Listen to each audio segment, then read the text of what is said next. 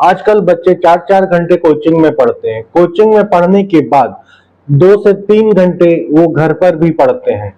पढ़ते समय उनकी कुर्सी पर बैठने की पोजीशन क्या होगी?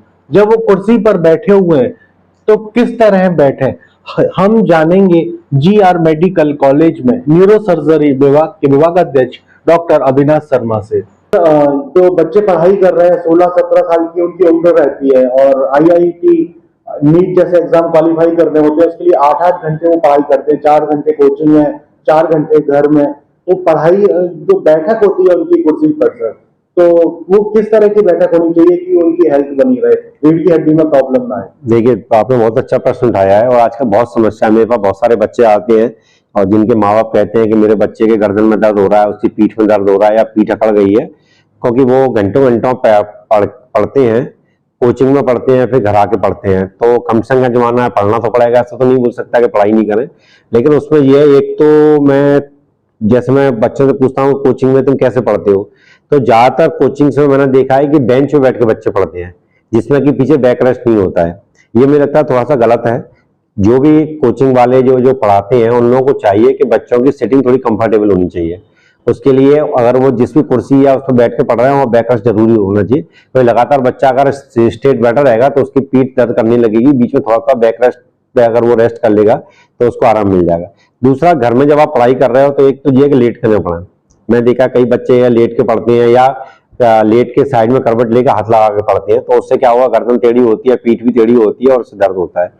बैठ के पढ़ें, कुर्सी और टेबल पे बैठ के पढ़ें। कुर्सी और टेबल की हाइट अपने हाइट के हिसाब से एडजस्ट करके पढ़ें, जिससे कि आपको गर्दन को बहुत ज्यादा झुकाना नहीं पड़े। और दूसरा, पीठ के पीछे एक कुशन या प्लो लगाएं, जिससे कि आपकी पीठ का जो कर्व होता है, जो लॉर्डोसिस कर्व होता है, मेंटेन रहे। पीठ झुका के ऐसे बैठ के नहीं पढ़ें, हमेशा ऐसे बैठ के पढ़ें। और पढ़ाई के लिए झुक के ऐसे नहीं पढ़ें, आप हो कि आपका एंगल ये रहे, गर्दन का एंगल ये खराब एंगल है, ये एंगल अच्छा है, तो उसके लिए बुक को या कॉपी को दूर रखें।